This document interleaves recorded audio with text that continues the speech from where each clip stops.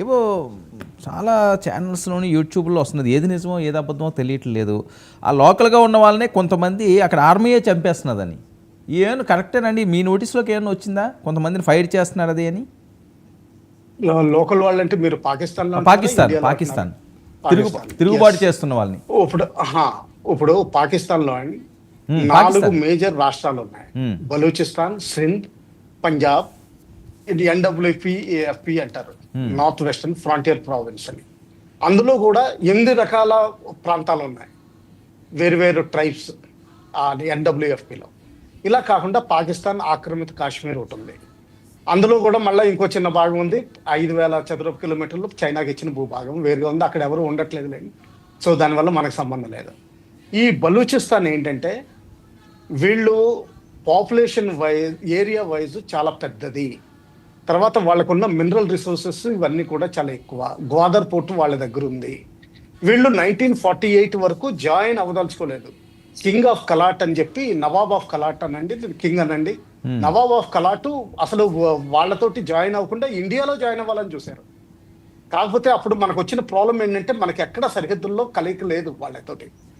అప్పట్లో ఏంటంటే మనం కాశ్మీర్ ఎప్పుడైతే మనం వాళ్ళు ముష్కర్ మూట పంపించి తీసుకోవాలని చూసారో అప్పుడు మనం కౌంటర్ ఎయిర్ ఆపరేషన్ చేయాల్సి వచ్చింది. శ్రీనగర్ క్యాప్చర్ చేసి తర్వాత మిగతా ఏరియాస్ని క్యాప్చర్ చేసుకుంటూ వచ్చాం. ఆ టైంలో 1948లో వాళ్ళు ఏం చేశారంటే బలూచిస్తాన్ నవాబ్ని తీసేసి మొత్తం బలూచిస్తాన్ని వాళ్ళు కలుపుకున్నారు పాకిస్తాన్లో. కానీ అప్పటి నుంచి కూడా వాళ్ళకి ప్రాబ్లమ్స్ ఉన్నాయి. ఎందుకంటే బలూచిస్తాన్కి రావాల్సిన రిసోర్సెస్ అంటే వాళ్ళకి రావాల్సిన ఫైనాన్సెస్ వాళ్ళకి వెళ్ళవు. Totally under developed area. Medical college కూడా 2 కంటే ఎక్కువ లేవు మొత్తం అంత స్టేట్లో కూడా. ఇదొకటి ఉదాహరణకి. మిగతాదంతా చూస్తే ఏంటంటే పాకిస్తాన్లో పంజాబ్ అన్నది మెయిన్ రాష్ట్రం. వాళ్ళే పరిపాలిస్తున్నారు. పాలకులు అవనివ్వండి, మిలిటరీ ఆఫీసర్లు అవనివ్వండి, వీళ్ళే మొత్తం పరిపాలకులు, ఇండస్ట్రియలిస్టులు మొత్తం అంతా పంజాబ్ నుంచి ఉంటారు. ఇంకా బిజినెస్ మెన్ అంటారా సింధ్, మన గుజరాత్ ఎలా ఉంటుందో సింధ్, కరాచీ ఏరియా అటువంటి వాళ్ళు ఎక్కువ. చాలా మంది మొహాజీర్లు కరాచీలో సెటిల్ అయ్యారు. వాళ్ళని సెకండ్ రేట్ సిటిజన్స్ కింద చూస్తారు. వాళ్ళని ప్రాపర్ పాకిస్తాన్ వాళ్ళ కింద చూడరు. అది వేరే విషయం లేండి. అది వదిలేసిన తర్వాత ఈ సింధ్ అన్నది కూడా వేర్పాటు అయ్యే అవకాశాలు చాలా ఉన్నాయండి. ఎందుకంటే మెయిన్ ఇరిగేషన్ పాకిస్తాన్, పంజాబ్, సింధ్లోనే అవుతుంది.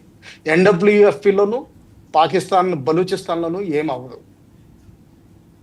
బలూచిస్తాన్ లాస్ట్ 2 years నుంచి బాగా ఉధృతం అవుతుంది. ఇందులో డాక్టర్ మహారంగ్ బలూచ్ అని ఒక లేడీ డాక్టర్ వాళ్ళ ఫాదర్ని చంపేసిన తర్వాత ఆవిడ దాదాపు ఇప్పుడు యూనివర్సల్ లీడర్గా యాక్సెప్టబిలిటీ అవుతుంది. వీళ్ళకున్న గవర్నమెంట్ అంటే గవర్నమెంట్ ఇన్ ఎగ్జైల్ అవన్నీ వదిలేయండి. ప్రస్తుతానికి మహారంగ్ బలూచ్ అన్న ఆవిడ బాగా నాయకత్వానికి వచ్చింది. వాళ్ళకున్న బిఎల్ఏ అంటే 2-3 ఆర్గనైజేషన్స్ ఉన్నాయి. అందులో బిఎల్ఏ అన్నది పెద్దది. ఆ బిఎల్ఏ అన్నది మొన్న ఒక ట్రైన్ని యాంబుష్ చేయగలిగింది సక్సెస్ఫుల్గా. అందులో పాకిస్తాన్ ఆర్మీ దాదాపు 2-3 కంపార్ట్మెంట్లు ట్రావెల్ చేస్తుంటే వాళ్ళందరినీ చంపేయడం జరిగింది. దానివల్ల అక్కడ ఆ టైంలో కూడా పాకిస్తాన్ ఇండియాని బ్లేమ్ చేసింది, ఇండియా సపోర్ట్ ఇస్తుందని. కానీ ఇంకోటి చూస్తే ఏంటంటే వాళ్ళ ఓన్ గవర్నమెంట్ చేసే విధానం అంటే ఏంటంటే ఇప్పుడు మొత్తం రిసోర్సెస్ అన్ని అంటే పాకిస్తాన్ పంజాబ్కి వెళ్ళిపోతాయండి. నవాజ్ షరీఫ్ పాకిస్తాన్ పంజాబ్ అతను. ఇప్పుడు ప్రస్తుతం ప్రైమ్ మినిస్టర్ షహబాజ్ షరీఫ్ పాకిస్తాన్ పంజాబ్. వీళ్ళందరూ తీసుకుని వాళ్ళకి ఏమి ఇవ్వకపోవడం వల్ల వాళ్ళకి తేడా వచ్చింది.